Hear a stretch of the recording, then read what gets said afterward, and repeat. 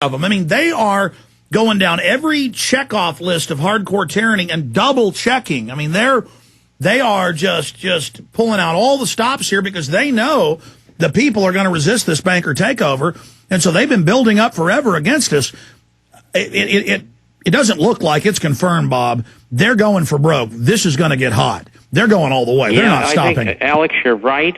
And incidentally, I'd like to interject that George Soros was convicted of market rigging in France in appeal to the highest court and lost.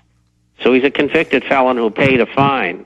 And then he was just recently nabbed in Hungary for the same thing, and he had to pay a large fine there. So the guy is a crook. So all of you people who didn't know, George Soros is a crook. But why is he so arrogant? I mean, he's a smart criminal who funds the big liberal websites that attack me every day now.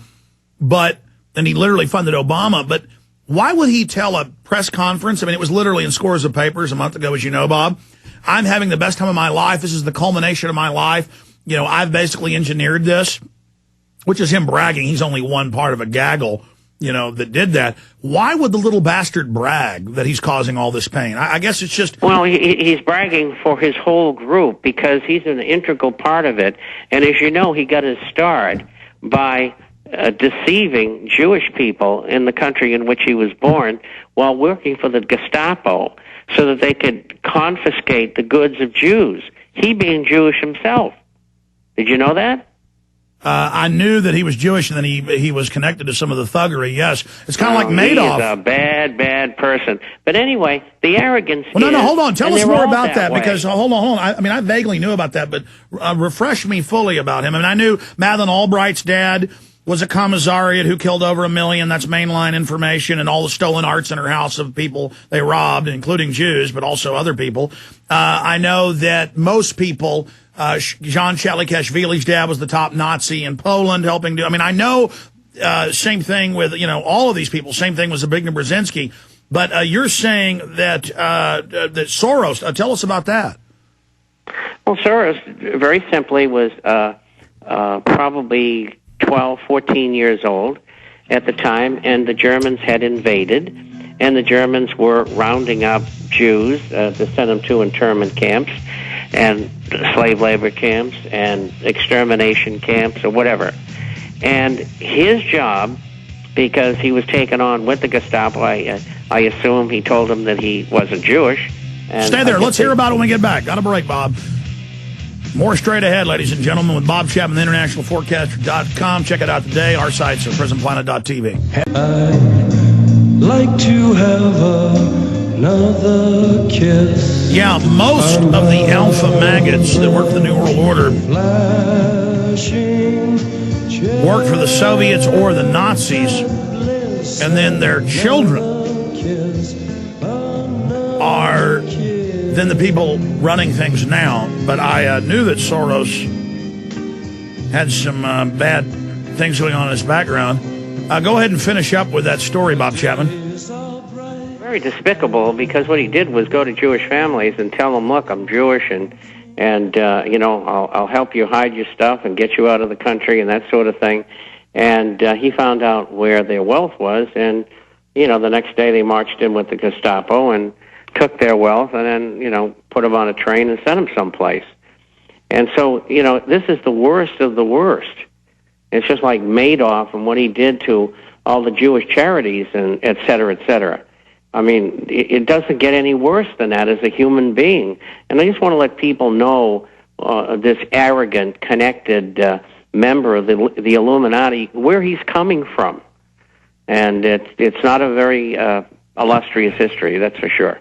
Yeah, I had seen that, but I'm glad you gave us more details.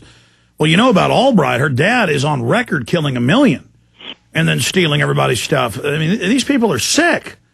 And then she was on 60 Minutes with all these $1 million famous paintings behind her, stolen from famous families by the Soviets. They really want to do that here. I mean, look at how all the Trotskyites came over here and founded the neocon movement. I mean, it's so weird that every founding neocon was a Trotskyite who then decided they'd take over the conservative movement, and they've done it. Then you've got the left over here. They're all controlled by a bunch of criminals, Bob. That's right. And it's always been that way, and that's what this whole bag is all about. This is a white-collar criminal element, if you may, and some of them before were not white-collar, but they are now. And that again, is their arrogance. They can get away with anything. I mean, like, look as an example. Yesterday, Carlyle Corporation was fined, I'll guess, at $20 million. It's in this issue coming out tomorrow. And what they were doing in order to get funds from the state of New York to invest for the state of New York, they were paying people off. And they were doing it through intermediaries, hoping that if something happened and they get caught, the intermediaries would be blamed. And of course, they said they didn't know what they were doing. And of course, Bob, they did. I had a state senator on here. The bottom line is this. There's two sets of jurisprudence in America. The guys at the top never get put in jail, or hardly ever, and they pay a fine, and they go back and do it the next day. The average American goes and does that. He's doing 5 to 10.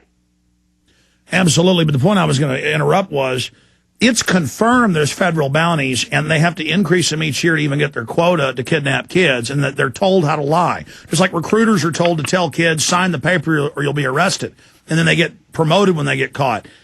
And she was giving documented cases where they don't just have bounties on kids, but where the adoption agencies that may be getting $400,000 for the blonde-haired, blue-eyed kid, they say, we need this many this week, go out and get them, and they go out and comb and get them, and it may be pedophiles who want, they say, I want a 7-year-old, blonde-haired, blue-eyed, or I want a dark-haired girl, or I want a black girl, and they literally have been caught. She's got the documents where they go out and grab your kid, and they're getting payoffs and legal money. I mean, pretty soon, will it take bureaucrats eating our children on the front lawn, barbecuing them, and then if you don't like it, the SWAT team comes? I mean, how evil does this government have to get, Bob? How illegitimate?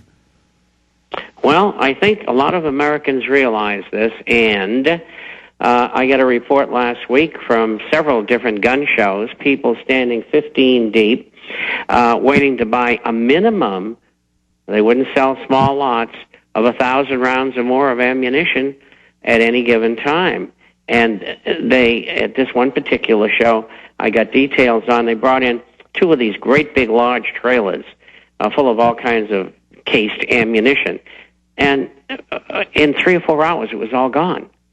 So I think the American public's catching on. They know something's going to happen, and they're trying to prepare for it because they know that their system hasn't been working for them. I agree, Bob, and I think the dirty bankers are used to rolling over Cuba and Cambodia and Russia and China. I think they've miscalculated, and I think America is going to find its old vicious instincts, and it's going to be a hell pit. It's going to be an absolute wall-to-wall bloodbath unless the New World Order backs off now. Well, I'll tell you one thing. We are not taking any prisoners, and if they think they're going to hide, they're not. We'll find them.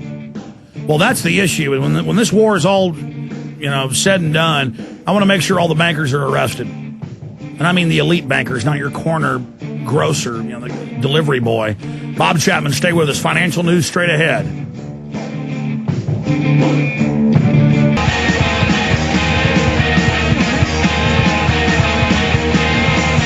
The pleasure is to blame. Ain't no difference what you say.